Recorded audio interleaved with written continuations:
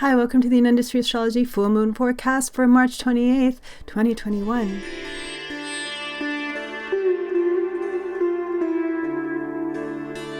The moon's been waxing, the energy increasing, getting stronger. How are you feeling? The moon's been waxing, getting bigger and brighter, and on March 28th at 11:48 am Pacific time, the moon will reach the end of the Purnima Tithi and begin to wane again. Nervous, impatient, maybe feeling overwhelmed or exhausted. Full moons are turning points when the light of the moon reaches its apex, and it can feel a bit intense. This full moon has a lot of power to it because it's the full moon closest to the equinox, when the light of the sun is also growing now here in the northern hemisphere. So this is a powerful full moon that has a lot of auspicious meaning to it. Especially in India, it's called the Holi full moon. Holi is the festival of colors, of love, of life, celebrated with brightly colored paint powders and bonfires that symbolize the burning of ill will and resentments. It's a full moon of love and forgiveness, and it's also the full moon that celebrates the divine love of Radha and Krishna. So there's a lot of life-giving energy now that's coming forward with this full moon. And another very important collective shift that's just around the corner is Jupiter's transit into Aquarius. Jupiter, the expansive light giver, the one that gives knowledge and hope and inspiration to humankind, is leaving behind Capricorn, where he's been debilitated throughout much of 2020 and 2021, and moving into Aquarius. This is a very auspicious transit. Jupiter's transit into Aquarius symbolizes collective good and healing on many levels. And we're going to take a deeper look at Jupiter's transit in my web class coming up, where I will explore some of Jupiter's transits through the nakshatras coming up in the rest of this year and into 2022. And also, we're going to look at horoscopes for all 12 Vedic signs. And if you don't know your Vedic sign, you'll be provided a calculator to find out on my website. For those of you who know that you are Aquariuses, or also Pisces and Sagittariuses, the ones that are ruled by Jupiter. Or if you're running a Jupiter dasha, the time cycles of karma that we calculate in Vedic astrology. This class will have a lot of value for you, so check it out. You can sign up in the link in the description window below and on my website, anandastrology.com. The class will be recorded too, so you can use it throughout the year to come as a reference. So back to this full moon. The full moon will be in the area of the sky called Hasta Nakshatra. Hasta is symbolized by a hand, the hand of God, Purusha, or the golden-handed sun god.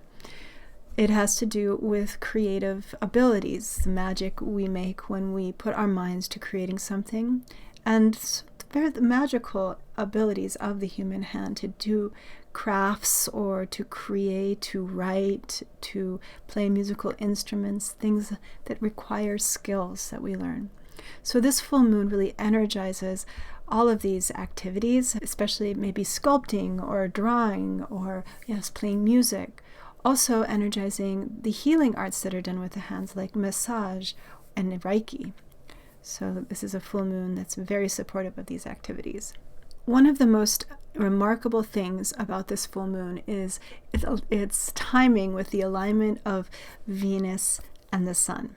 Now Venus, the goddess of love, has been combust for weeks now, very close to the sun and hidden, so we can't see her. She's in between her phase as morning star, which she's been in the last 9 months, and crossing now over the sun, and soon in May she will appear again as evening star. Now she's Cassimi at the moment, very close to the sun. So this is actually her rebirth point. She is transforming now into her form as evening star, although she won't be visible until probably the end of April or early May, depending on your location. She'll suddenly appear at dusk in the evening. Venus is integrating a lot of her lessons maybe that she's had around relationships and finances, and also artistic expression. So this is actually an auspicious change. Evening star Venus has a more gentle and sort of forgiving nature, and it does seem to stabilize relationships more, I've noticed.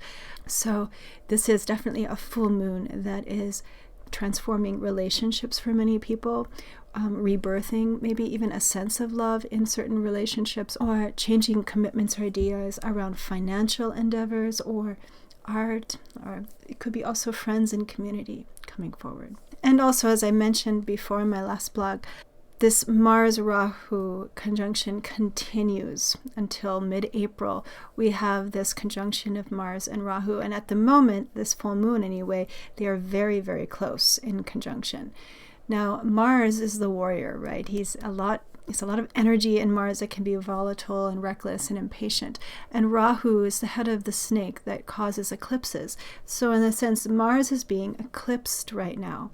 And what that does is it magnifies and creates a more volatile, perhaps even shocking energy around Mars. It is a time we should be praying for peace, actually. This alignment is a sign of more impatience among people, less tolerance. There's been a lot of violence in the collective, actually, this month. Unfortunately, I've heard someone say that there were 7 mass shootings in the United States in just 7 days as Mars was approaching Rahu in this last couple weeks. This is a time to be also keeping cool, cooling the pitta, especially if you have a strong alignment in Taurus. That's where this alignment is happening. This influence can feel very exhausting as well for some people and overwhelming. But very soon Mars will be transiting out of Taurus and into Gemini on April 13th or so. Until then, stay out of unnecessary conflicts, stay cool, pitta pacifying diets, relax as much as possible, try not to take risks that are unnecessary. Okay, so let's just see what the tarot cards have to say about this auspicious full moon, Holi full moon in Hasta.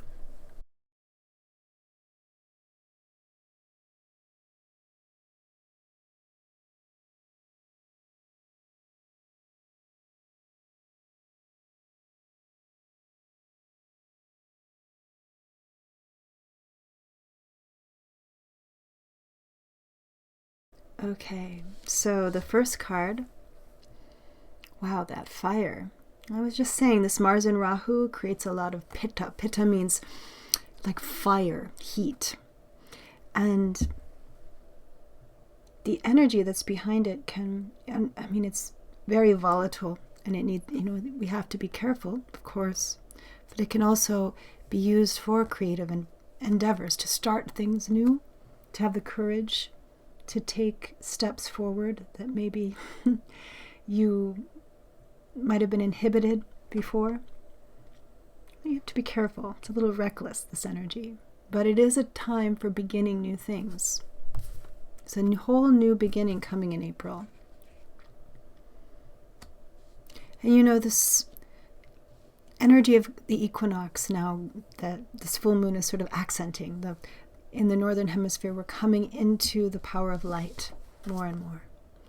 And the bonfires in India that they burn, as I was saying, symbolize this sort of burning away of the winter, the light coming in, and burning away the things that we don't need, right? Especially the ill will or resentments, or allowing us to be free to restart, begin again, the life of the new season. And then we have these cards, both of them coins. These are earth cards, 10 and 9, very auspicious. Both of those cards have a connection to the sign of Virgo, actually, which is where this full moon is happening in Vedic astrology, in the sidereal zodiac. Virgo, the mother nature, and Hasta's energy also is connected to manifesting wealth and creating something from the earth. So there's a lot of abundance and hope going forward actually, of how we share in community as well, how we nourish one another. It looks like a very healing full moon, very positive.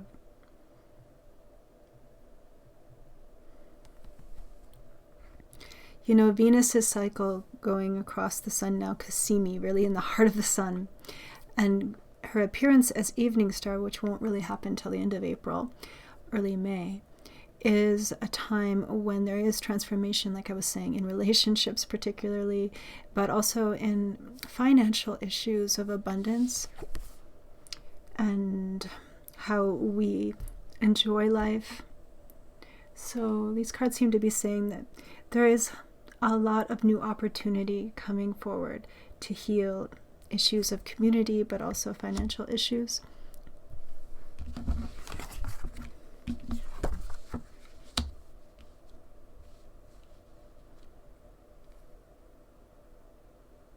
Give thanks to the earth and what we have, and the new season approaching of growth, hope, inspiration, abundance.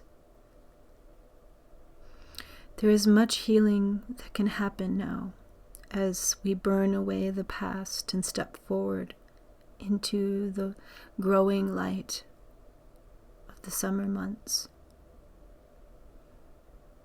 Have courage. There's much opportunity coming forth from the earth now.